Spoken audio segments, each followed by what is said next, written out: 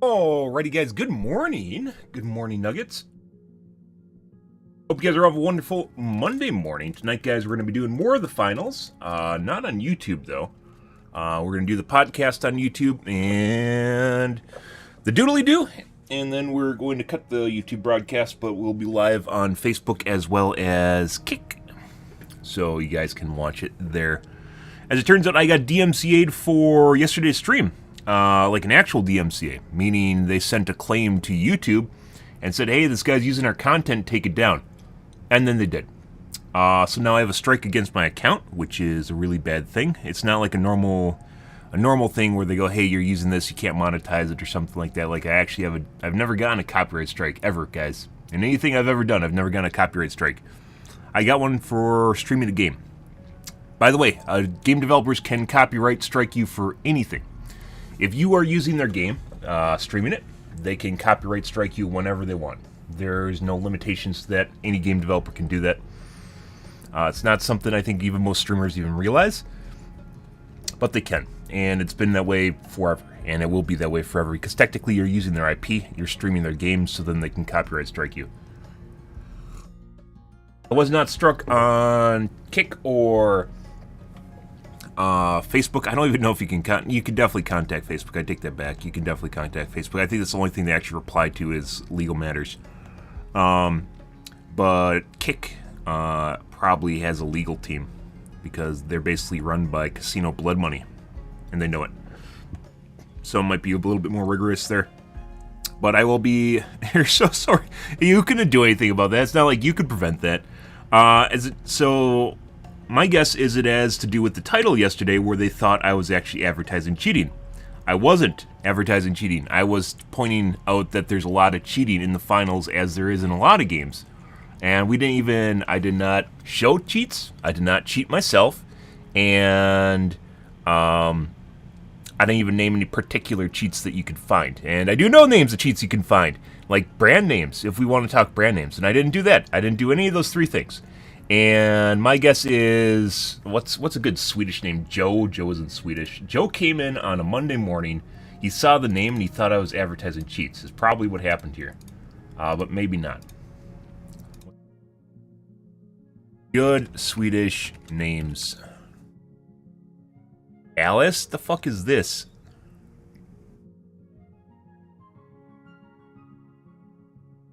Adam? Astrid? No, that's a chick's name. Let's see.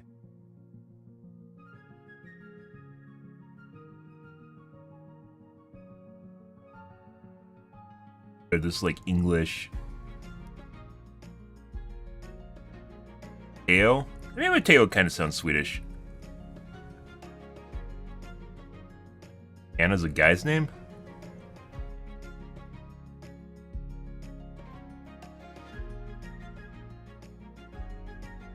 Lars came in.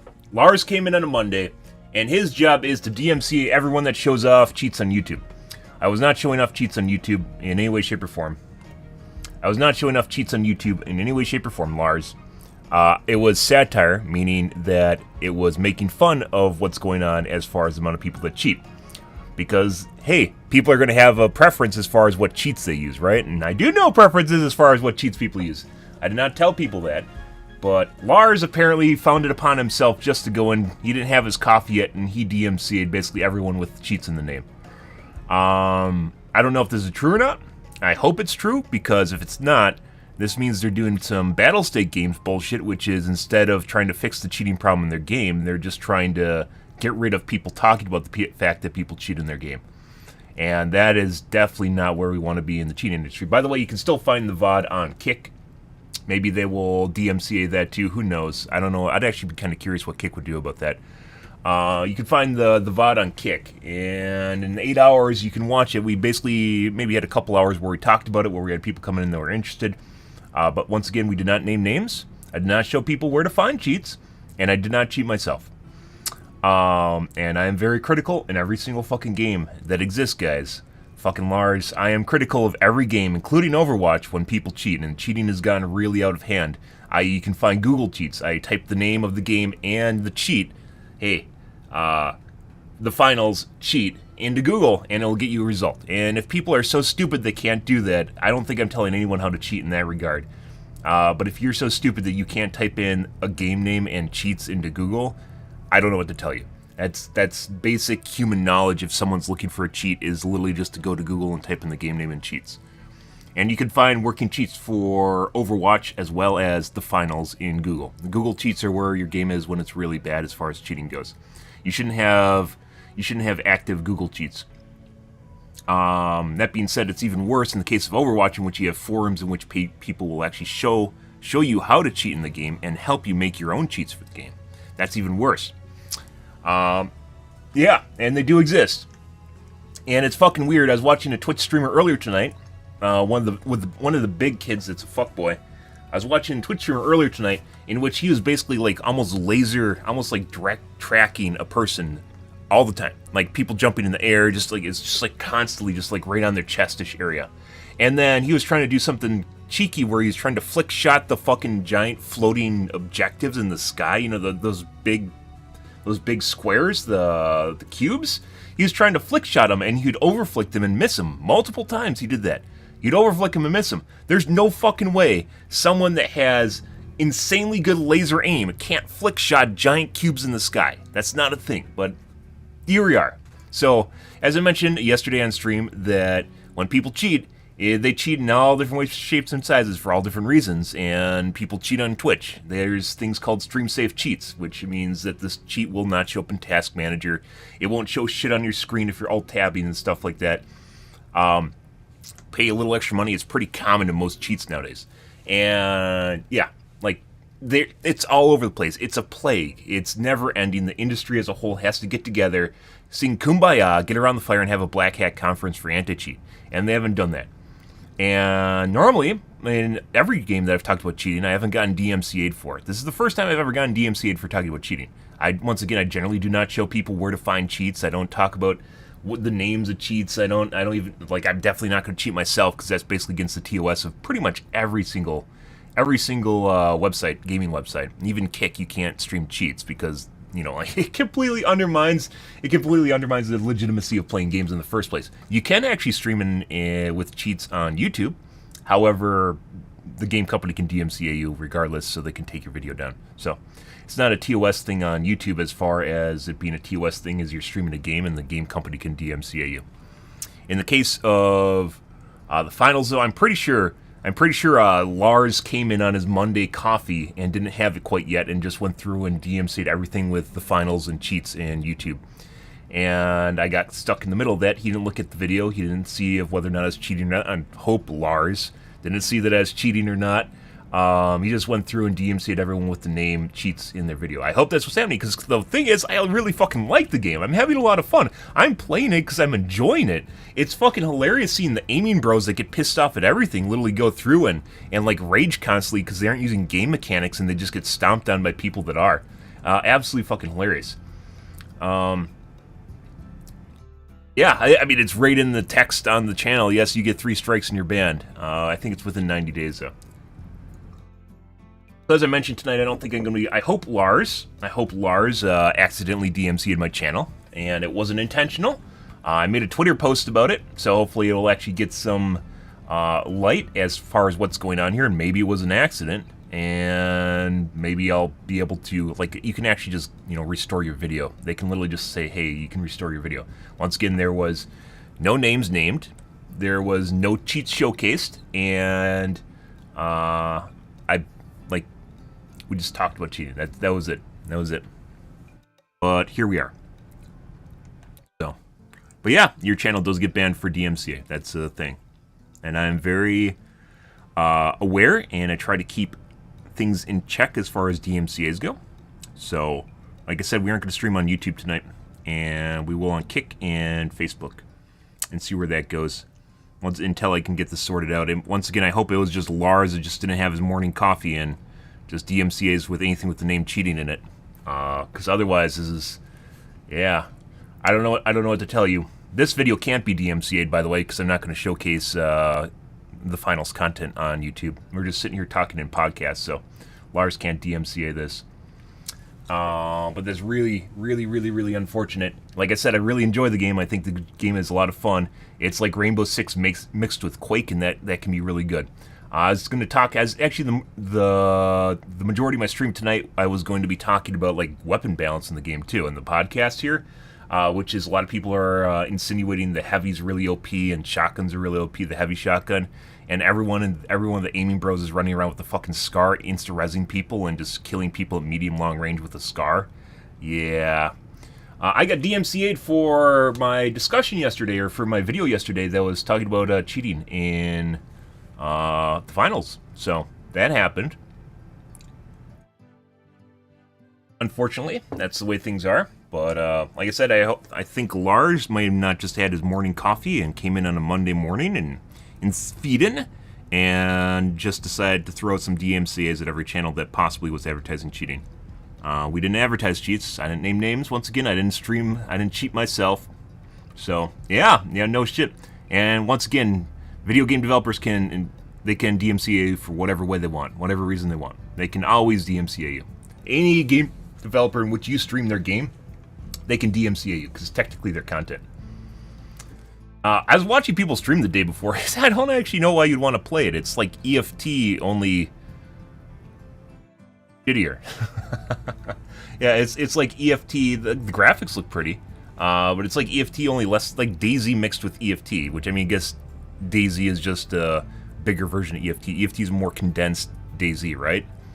I was watching it.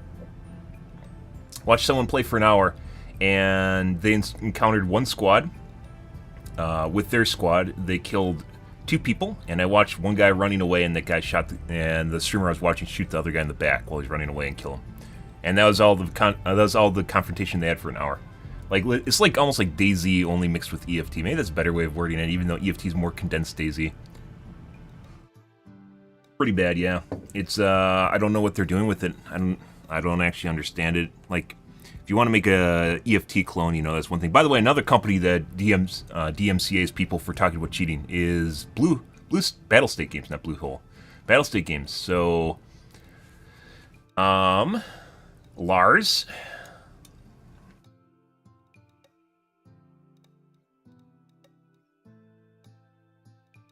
I made a post 3 years ago on cheating in EFT on the Reddit for EFT.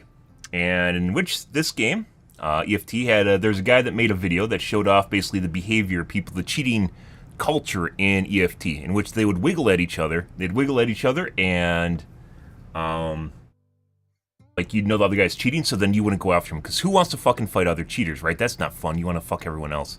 Anyways, this video was DMCA'd by Battlestate Games. This is the guy. His account I don't think even exists, or he sold it or something. His account is no longer available. He got DMCA'd by Battlestate Games for the video he made showing that people cheat in Battlestate Games in EFT. Goat, which is another popular streamer, resurrected basically this video maybe 6 months or a year ago. No, let's say a year ago. Resurrected this video maybe a year ago, where he showed off basically almost verbatim what this guy did. I don't think he got DMCA'd for it, though, because the video became too popular. People actually saw and figured out what's going on, and it became too big to stop. One of those things, right? But this actually happened. This is the way Battlestate Games deals with the fact that people find out that people are cheating in their game. I hope that's not what's happening right now with the finals, because, I mean, there's fucking streamers cheating and streaming. That has to piss some people off. I mean, come on now. And not being able to talk about that, not being able to demand good anti-cheat in video games nowadays is an abomination. It's an atrocity. Like, the people that should be getting DMCA'd are not the people that aren't cheating. That's not the way it should be. Just because it doesn't look good. Talking about cheating doesn't look good for your company. I get it. I do. I really do. But that means it's not just the finals. Overwatch is a huge cheating problem too.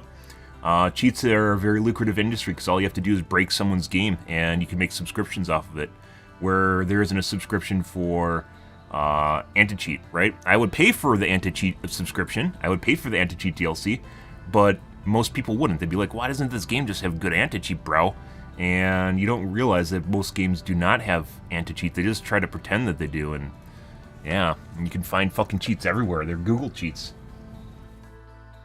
I ever tried new games on your channel? What do you mean? This is a new game. Finals is a new game. It literally just came out, dude. You found my channel streaming a new game. What are you talking about? Do you mean I'm like a streamer that just literally just streams anything that pops up no matter what? No, I'm not one of those. I actually enjoy playing games. I'm not here to pretend that I enjoy playing games. I actually enjoy what I play. If I don't, I stop playing it. Or I get an ego boner and I want to stream Starfield for a month and a half despite the fact that it's not very good. It wasn't horrible. It had some good parts to it. There's just a lot that wasn't good in that game.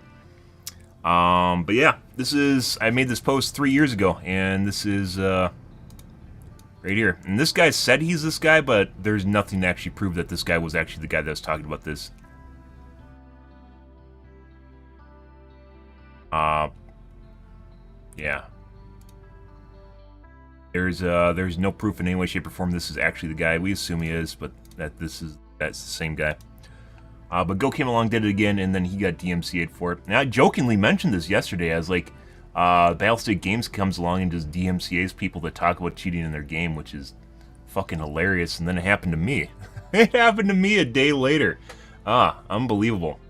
Like I said, I really just hope Lars didn't have his morning coffee here and that's what's going on, but it might not, and we might just not be streaming to YouTube for the finals to YouTube. Yeah. And that's just the way it's going to go, because I still want to play it, so we're just going to play it on Kick and Facebook instead. Yeah, fucking hilarious. Absolutely fucking hilarious. Legitimate DMCA claim. Never got one of those before. Any channel, on any platform. I've streamed over for over a decade to Twitch. I don't stream to Twitch right now because it doesn't integrate chats together.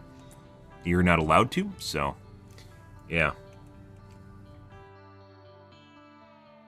Unfortunate, but that's the way things are. I don't know. I try to keep things educational. I try to raise awareness so people demand good anti-cheat for video games. It's not going away. Cheating is not going away. It's only become easier and more prevalent. It's not happening. And the game industry, for the longest time, has just pretended over and over and over again that it's not happening. And it's just led to the scenario we're in now, where it's extremely easy and relatively safe to cheat. Unless you rage cheat. Yeah. I don't know. I don't know, guys.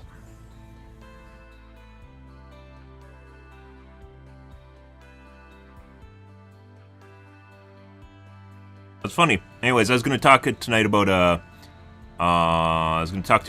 basically the game balance. I mean, there's a lot of I think one of the not patina. One of the kind of attractive parts of the finals is the fact that the game balance is kind of borked in a lot of different ways, and that can make things fun. The aiming bros, I originally thought the heavy shotgun were very OP, so the shotgun for the heavy were very OP. And as I watch people play more and more, it's realized that that's actually not the case. You have something like the Scar and the AKM that can insta-kill people from like medium long to short range, and you realize that it's maybe not as powerful as people are making out. You can possibly beat people in time to kill in close quarters, as you should with the shotgun, but then the AKM and the Scar basically kill everyone at every other range, and including short range most of the time, because it's also a spam gun. There's really no downsides to the Scar and the AKM, and it's kind of fucking weird because you watch some streamers and it literally looks like they don't have any recoil at all, which is interesting. And then you watch another one that definitely has recoil, which is interesting in and of itself, right? Yeah, kind of weird. And those same people are, like, they get pissed off anytime they die to anything that's not the AK. It's aiming bros. This is people that play,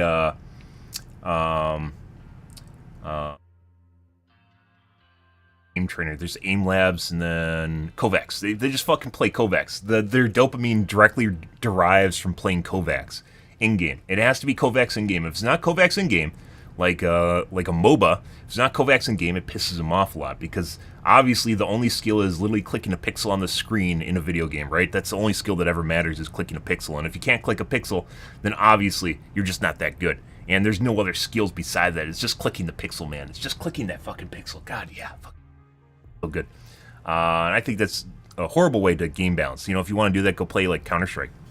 And it's usually the people from Counter-Strike that usually have that methodology or ideology, are the people from Counter-Strike. Having a lot of different ways to actually play a game is very important, and I call it gun differentiation, which I first started talking about in Fortnite, not recently, but when Fortnite first came out, where you have different guns that do different things at different ranges. If you have a gun that does everything well, it's probably not balanced well, which is what's happening right now with the SCAR and the AK. And then you have the pistol. You have, what's it called? The pistol for medium, which is a sniper rifle, but it doesn't function like a sniper rifle, which doesn't make sense. A gun that does an insane amount of damage is not, like it has downsides to it. Like the sniper for the light has downsides, which you have to play a light, and it's honestly not that good if you just try to go make quick scopes. But meanwhile, you have this sniper rifle pistol that exists. You have the sniper rifle pistol that exists, and people are just running around basically doing the same thing as a sniper rifle with it, and it doesn't make sense. Where's the downsides to that, right? It's just something that's insanely good. Of course, it's going to piss off the aiming bros. It's the Kovacs bros. Let's call them the Kovacs bros. It's going to piss off the Kovacs bros that you would nerf something like that, because why would you? But in my personal opinion, for instance, I think one of the best games that have done sidearms well is Battlefield, in which case you have pistols, but they have, they don't do nearly as much damage as an assault rifle. But the thing about them that's really good is you can pull them out faster than reloading. So you have a secondary weapon in which you can pull it out, weapon swap to it very fast, and you can use it as a finisher. It's the same logic and rationale that's used for real life, right? People have a sidearm in real life.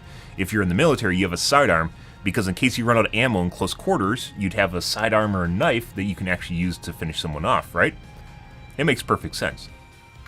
But in the case of video games, the idea of pistols has been misconstrued and kind of perverted to the idea of a deagle, which is it has to be this one-shot hand cannon, which, by the way, the deagle wasn't even that accurate.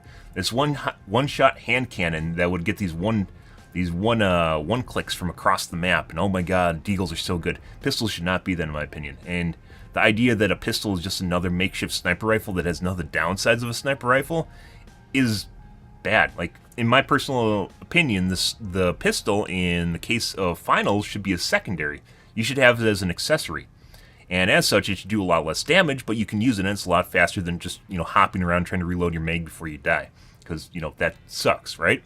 So you have a trade-off, which is one of your slots for the possibility of finishing someone off. It would make a lot of sense. It would be balanced too. But unfortunately now it's been grandfathered in, and it's kind of in wingman status, which is from Apex, right? Wingman status, in which you're supposed to use this pistol, and it's supposed to function like a sniper rifle, which I've seen people successfully use it like a sniper rifle, which is really stupid. It's really fucking stupid in my opinion. None of the downsides of a sniper rifle.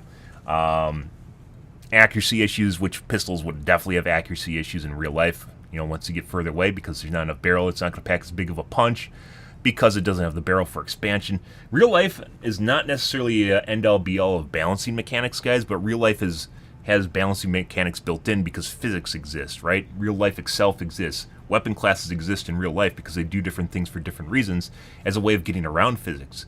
Because in certain cases, you can't carry two M4s and just, double gun them, because it doesn't fucking make sense, right? It doesn't work. Not that it's end-all be-all of game balance, but even in the case of finals, if we look at the finals, in the case of finals, you have a class that does snipe, which is a light, and there's a lot of downsides associated with sniping to the point at which the light kind of sucks, right? Light, I think, excels. I think needs more time. It doesn't need to be buffed out the wazoo. I think light people need to get used to, which is you have to use it as an infiltration class. You have to use it to set up ambushes and get around people's line of sight. And when teammates engage, you engage with them. And as such, you set up an ambush and where people think it's a 1v1 or maybe a 2v2 or 1v2, and then you set it up and turn it around because you're going to be shooting people in the flank and they aren't going to know you're there. It's not straightforward. There's probably other ways that they could balance it, but as of right now, people are just drumming just beating the drum to increase basically the weapon balance for lights, and they don't need to. I don't think they need to just yet. I think people need to get used to the idea of lights and what they do. But one of the downsides right now that really offsets that is you have something that light can do, which is you play with sniper rifle, right? You play with the sniper rifle. One thing that lights can do is you can play with a sniper rifle, but then you have a sniper rifle for a medium that doesn't have any of the downsides of the sniper rifle, which is the pistol. And as such, of course, the Kovacs bros are going to just flock to it. They're going to run straight to it because they're like, oh my god, this is so amazing. Why would I got a sniper rifle. I got a sniper rifle that I can just go over and just click people. You know, I can just click people with these bullets and just right into their brain and insta-kill them. Because it's true, and there's no downsides for doing so, and why wouldn't they just go run around and do it in the first place, right? Yeah, that's just the way it is. And then you got the SCAR and the AKM that are good at medium long range, pretty much long range too if you tap well, which no one does. Medium and long range, and then up to short range that do everything well. And those same players, the Kovacs bros that are bitching about heavy and medium and dying to mines and all sorts of stupid shit in the game, are sitting there and laser rifling people from across the map, insta-killing them before they ever get near them, which in my personal opinion is not good for game balance. If you have a jack of all trades, it should be the ace of none, right? So you have a gun that does everything well, then it shouldn't really do everything really good, right? But it does. And that's where the AKM and the SCAR are right now. It's kind of weird because when I first started playing this game, I was on board with the idea that heavy and medium, or heavy and heavy shotgun were very good, and especially heavies were very good. But these same people that are saying heavies are very good continue to play medium, run around and instantly res their friends with the med kits, with the defibrillator, run around res their friends, and instantly laser people with the SCARs and AKMs. So once again, I'm a pretty big fan of, while it is fun to talk about what game balance actually, like, you know, how OP something is, and theoretically, because if you get stuck in close quarters with a heavy, he's probably going to kill you with a shotgun. But the thing is, there's a lot of cases that take place up until that point, and then your friend just runs in and slide reses you. And, you know, yeah. It's kind of convoluted. It's people oftentimes are very, very biased, and they try to balance the game completely around their playstyle. And it hasn't changed over the years. It's still the same thing. But yeah, I was like, when I first started playing this game, I was on board with other people that were talking about this, and yeah, I didn't have comparison points, and now I do. And even the light, I've seen people play light well, including some assholes that just run around with the knife backstabbing people, which actually can work very well if you're good at it, but it takes a lot of skill, so not everyone does it. Instead, they're just still playing medium, running around. Alright, let's take a look at a YouTube video here, Lars, real quick, and then we're going to end my YouTube stream. And then play some finals, because I don't know if I can stream finals anymore, or if that was just something particular to that video. So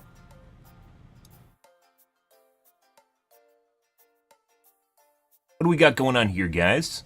Oh my god, me Barry in Mexico.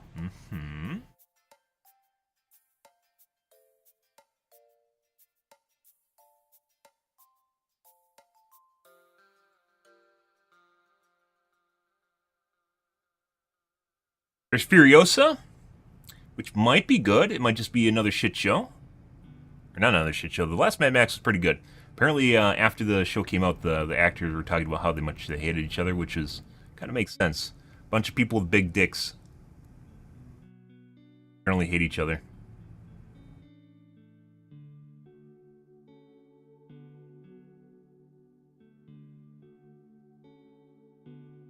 There's Pool Guy too.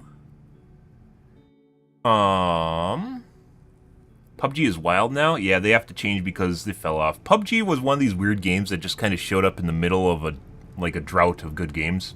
I played PUBG because there wasn't anything else. It was after the H1Z1 boom when it happened, and everyone stopped playing that because of, once again, cheating. Cheating, and then they didn't improve the content. There's no new content. Yeah, it was like a shittier version of H1Z1. And people played it for the longest time, and I think Fortnite and Overwatch came out. I think Overwatch came out, then Fortnite came out and just completely took over the scene because there wasn't really anything else to play. It was just PUBG. It was what everyone was playing on Twitch, was PUBG. And it was pretty terrible, to be perfectly honest.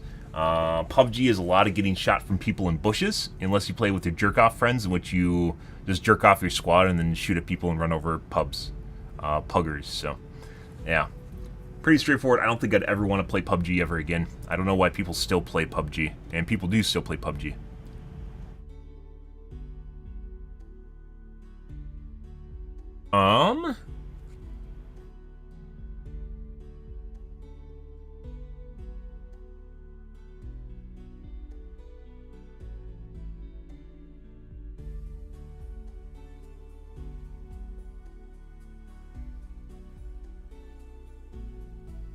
Bauer. Making some drama. Good for him.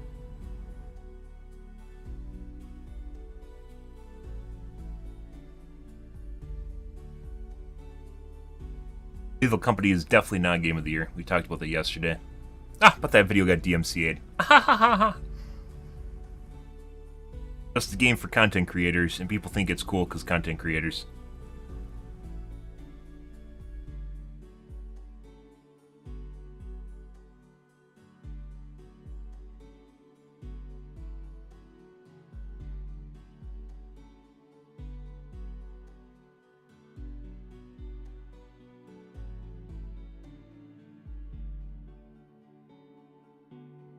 Oh, maybe they got pissed off. I was talking about how there's no masculine characters in the finals too. Maybe they got pissed off about that. There's not only no masculine characters for the most part. There's no facial hair either, which is also kind of weird. Like a token mustache on a costume or something. I don't think Elvis has facial hair.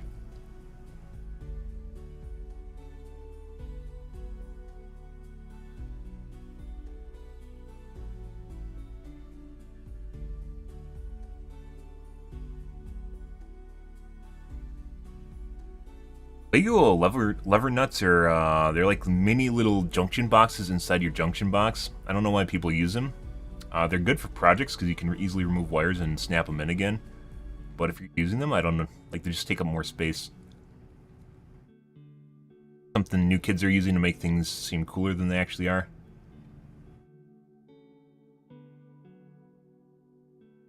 Best drill attachment. He actually did test the mini chainsaws, which are hilarious. Monitors Unboxed has a new video about AMD G-Sync versus FreeSync. Let's take a peek here. Versus AdaptiveSync. Welcome back to Monitors Which I think Unboxed. is VRR. Have you ever been researching your next potential monitor purchase only to run into terms like G-Sync, FreeSync, AdaptiveSync, VRR, and not really know what these mean or what the difference is? VRR, I think, is other three is just the same thing. It's just a different name. Graphics card will work Use a specification. We're going to be answering that in today's video in a way that's relevant for the current monitor market in 2023 and 2024. AdaptiveSync is the generic name for a feature that is crucial to modern gaming monitors. It allows the display's refresh rate. I disagree. I don't use G-Sync at all. I have the option using G-Sync, with your PC's but it increases. I stopped using it in Overwatch, which is actually where it should help the most. Purely because it seems not only to increase input delay, it makes the game feel wonky, and it doesn't really even help that much because I'm playing at, 600 FPS anyway, so the screen tears are on the screen for only a tiny bit of time anyways. You might have even seen this abbreviated to VRR. When AdaptiveSync is supported, enabled, and working correctly, the refresh rate of your display will match the FPS you're getting in your game, provided this FPS falls inside the refresh rate. Call it FPS monitor, but it's actually a refresh rate monitor on most monitors. Mine's called an FPS monitor, it's not. FPS on a 144Hz monitor with AdaptiveSync enabled will actually see the monitor run at 126Hz instead of 144Hz. If the game starts to run at, say, 114 FPS instead, the monitor will reduce its refresh rate to 114 Hz, adapting to the FPS output and varying its refresh rate. This has several benefits while gaming. Whenever there is a mismatch between FPS output and refresh rate, say running that 126 FPS game on a fixed 144Hz monitor, you will get a subpar experience in one of two ways. If you are not using VSync, you will see screen tearing as the display and GPU output are updating at different rates. When the GPU begins rendering a new frame, while the display is in the middle of a refresh cycle. Notice how low the FPS is he's running at to try and get this to show up on his video capture, which I don't fault him for, by the way. But I don't know if he's going to address it, but tearing is only really a big thing at low FPS numbers. And I guess, to be fair, if you're running a game and it's at lower FPS numbers, then it kind of makes more sense, right? Anything probably below maybe 100 FPS, just an arbitrary number. Then it starts making more and more sense because the screen tears are on the screen for longer. Where it updates the image of the screen, you'll see a tear between the two frames. This can be an ugly visual artifact, especially when there is a significant difference between the frames. If you are using VSync, which is not the same as AdaptiveSync, the GPU will hold back its freshly rendered frame until the start of the next display refresh cycle to ensure it's displayed fully without tearing. However, if the display is updating faster than the GPU can output new frames, VSync will cause frames to be duplicated on screen, resulting in stutter and judder, as you switch between sometimes getting a new frame on every display update and sometimes seeing a repeated frame. FreeSync also increases input latency as the GPU is required to buffer and hold back each frame until the next available refresh cycle, which understandably introduces a bit of latency. Adaptive Sync solves both issues. As the refresh cycle and render rate are synchronized, the display will not receive a new frame in the middle of its refresh, preventing tearing. And as the refresh rate varies to keep up with the GPU's output, the GPU does not need to duplicate frames, preventing judder, and it doesn't need to hold back frames, lowering input lag. When discussing the modern implementation of adaptive sync into monitors, graphics cards, and software, FreeSync and G-Sync are effectively brand names from AMD and NVIDIA for the technology. AMD uses Technically, and NVIDIA FreeSync can be used on pretty G-Sync. much any monitor. When adaptive as the sync name was a implies. new technology, there were significant differences between FreeSync and G-Sync. If you owned an AMD graphics card, G-Sync still only FreeSync requires a monitors were special compatible, module, which is and why if the you monitors are owned more an expensive. NVIDIA graphics card, Also, only probably G-Sync name monitors branding were costs compatible. more. However, in the vast majority of circumstances these days, this is no longer true. FreeSync and G-Sync monitors work on both AMD and NVIDIA graphics cards. That's right, FreeSync monitors work on NVIDIA GPUs and G-Sync monitors work on AMD GPUs. There is little difference in 2023. So as it stands right now, in most circumstances, FreeSync and G-Sync are simply being used as marketing tools, allowing manufacturers to slap logos on the box and add these known brand names to their spec sheet. NVIDIA tries to encourage owners of their GPUs to buy G-Sync, AMD tries to encourage owners of their GPUs to buy FreeSync, but fundamentally this is just marketing and isn't a requirement. If you see a FreeSync monitor and are worried it may not work on your NVIDIA-powered PC, don't worry, it'll work just fine. NVIDIA has supported FreeSync monitors for nearly 5 years now. Full adaptive sync compatibility is possible over DisplayPort on GTX 10 series GPUs or newer, and over both DisplayPort and HDMI on GTX 16 and RTX 20 series GPUs or newer. This means that for the vast majority of current NVIDIA graphics card owners, FreeSync monitors and therefore all adaptive sync monitors are fully supported. It's a bit more confusing and complicated on the AMD side, but basically AMD GPU owners can access adaptive sync functionality on all G-Sync compatible branded monitors and all monitors that use a G-Sync module released since roughly the end of 2019. This is because in late 2019, NVIDIA updated the G-Sync hardware module to support generic adaptive sync as well as NVIDIA's early proprietary solution. This means that early G-Sync monitors only work with NVIDIA graphics cards, but basically anything else released in the last 4 years works just fine on both NVIDIA and AMD GPUs, I didn't actually know that. as well as Intel GPUs and some consoles for that matter. And I know because I've tested some of them. I have some G-Sync module monitors here, and I've tested them on both NVIDIA and AMD GPUs, and these days, the latest ones at least, they do work just fine. What's G-Sync compatible, you ask? What's the G-Sync module? Well, let's break down NVIDIA's G-Sync branding so you know how NVIDIA are currently marketing it. Adaptive sync as a technology has to be implemented into both the monitor and graphics card to work, so NVIDIA have branded their implementation into their graphics cards as G-Sync. Originally, this referred to NVIDIA's proprietary solution, custom technology from NVIDIA integrated into their GPUs and G-Sync branded monitors.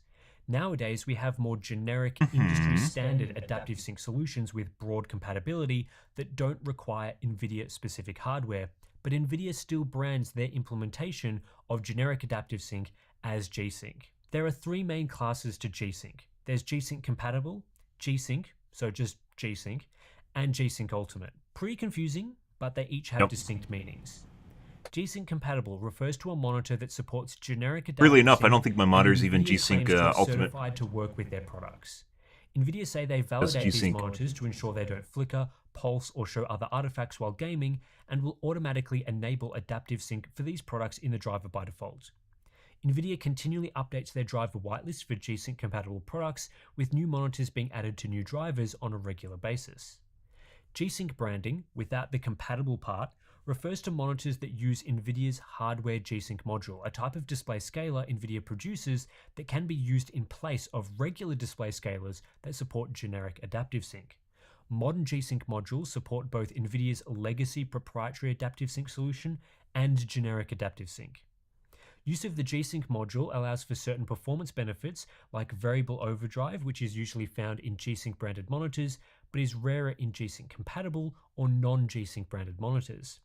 NVIDIA also performs more extensive tuning on G-Sync monitors, including color calibration, usually, although not always, producing better than average results. Some G-Sync monitors support NVIDIA exclusive features like ULMB2 and the Reflex Analyzer. However, the G-Sync Oh my god, Alja! some downsides. Oh my god, it's bye! expensive to produce, typically raising the price of a display relative to a similar model. Not sure who employs that guy, but it's that bot, but hungry, increasing someone power does. consumption and usually requiring the use of active cooling via a built-in fan. And in its current version, it doesn't support some modern display features like HDMI 2.1. I'm not exactly sure why I'm supposed to add bleach to food opting for G-Sync in general. compatible products over G-Sync products. G-Sync Ultimate refers to monitors using the G-Sync module that also support an increased level of HDR. NVIDIA says these monitors have 1000 nits of brightness, multi-zone backlights, and wide color Why gamut my monitor support, doesn't support that, by the way. the highest resolutions and refresh rates, in addition to the benefits of G-Sync monitors with the G-Sync module. At one point, G-Sync Ultimate guaranteed true HDR support by mandating full array local dimming LCD backlights or OLED panels, but this was diluted several years ago and now also includes crappy edge-lit panels, so it's less of a good indicator of top-tier HDR now than it was. G-Sync Ultimate monitors are rare these days, with many true HDR products, including most OLEDs, using regular scalers instead of the G-Sync module, meaning they cannot be classed as G-Sync Ultimate. In short, G-Sync compatible monitors are those with generic adaptive sync support that NVIDIA claims to certify and will have adaptive sync enabled by default in the driver. G-Sync branding is a higher tier that uses NVIDIA's G-Sync hardware module with more tuning and certification. G-Sync Ultimate is the highest tier reserved for monitors that support HDR and use the G-Sync module.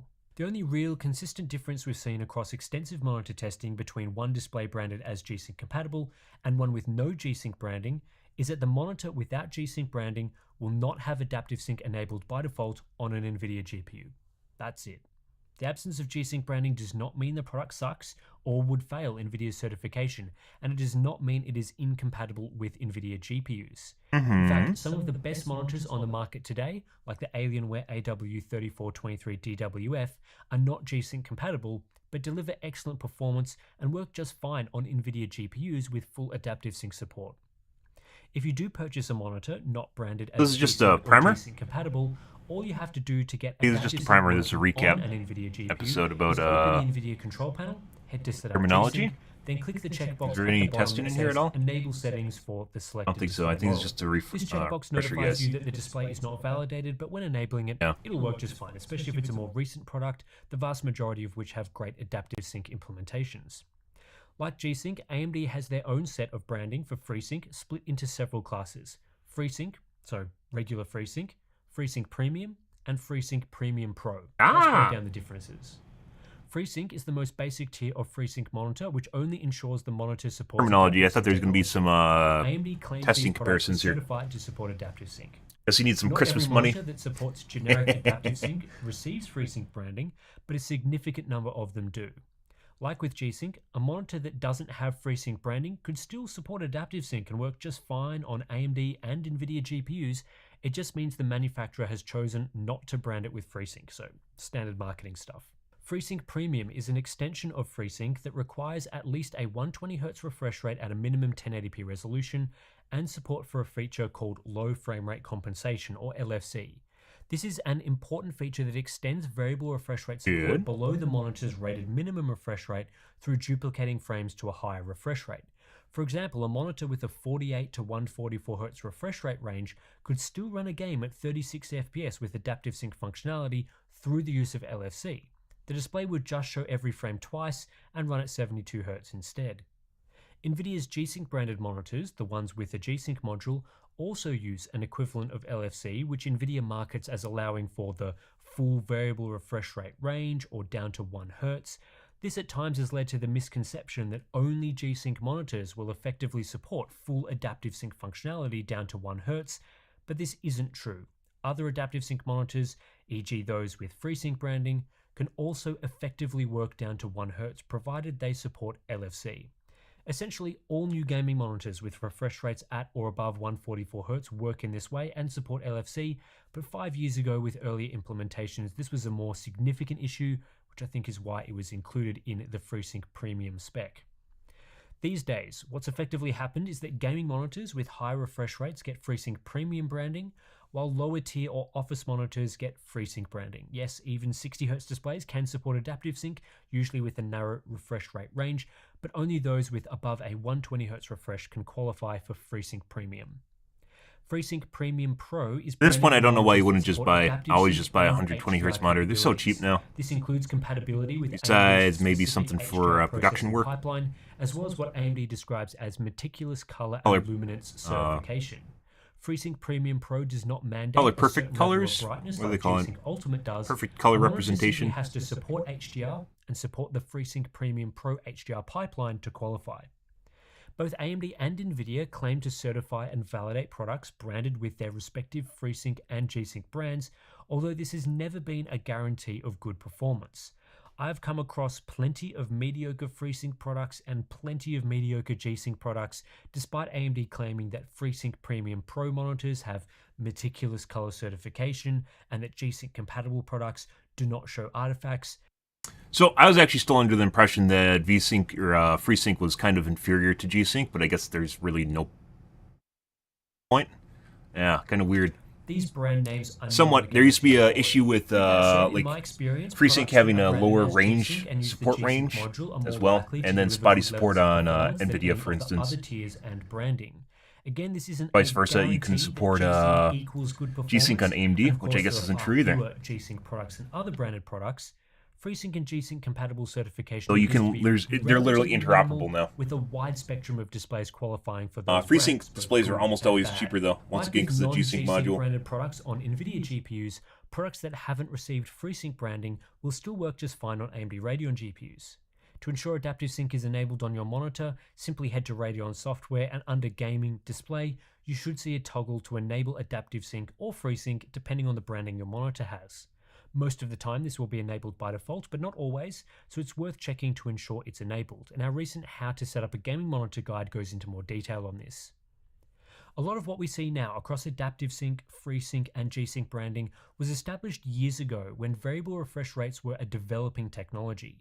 Now that adaptive sync is much more mature and most display vendors have converged on generic industry standard solutions with broad compatibility, FreeSync and G-Sync don't carry as much weight.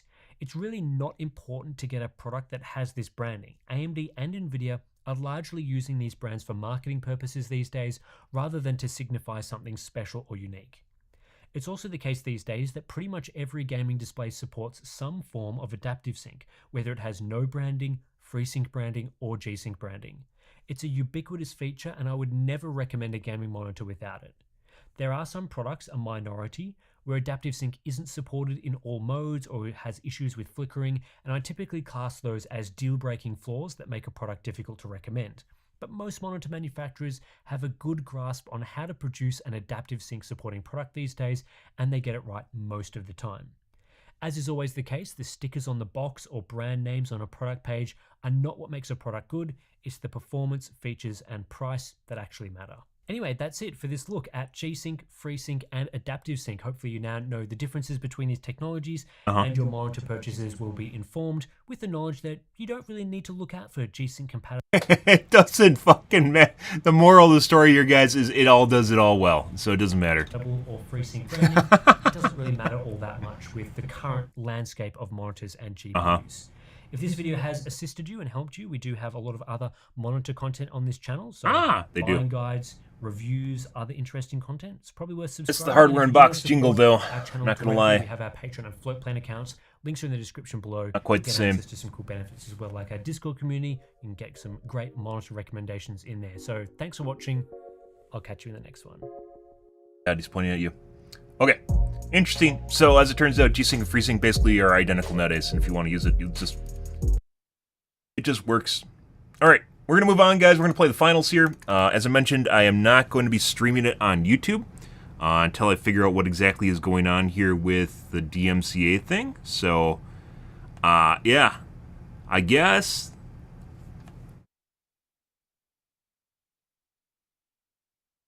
You only get so many of those. Maybe we'll try it tomorrow. I don't know. We're gonna wait and see what happens.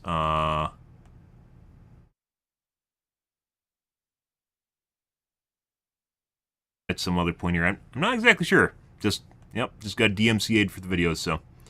Alright guys, we're going to end the YouTube broadcast here. I am on Facebook, Kick as well. It used to be on Twitch, but I'm not currently. So I'm going to pop the link in chat for you guys. You can watch there instead.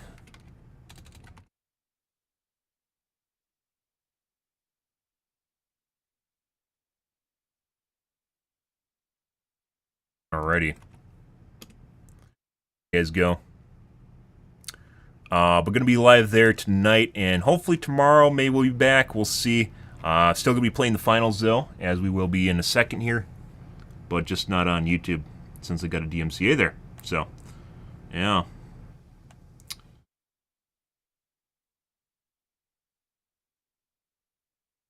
Be good. But if you guys are curious about that, you can rewind to the beginning of the video where we talked about that for a bit and cheating in general.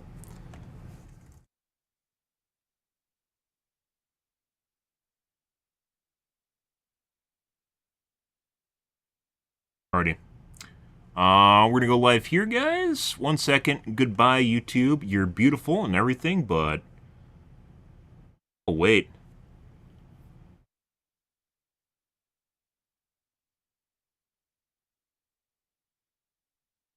YouTube set up to the beginning of my stream. Oh, maybe I could just... I think I can just end the stream and it disconnects it. Actually end the broadcast. Alright. Well, I'm going to be on Kick, guys. Bye, and Facebook. Bye-bye, guys, on YouTube.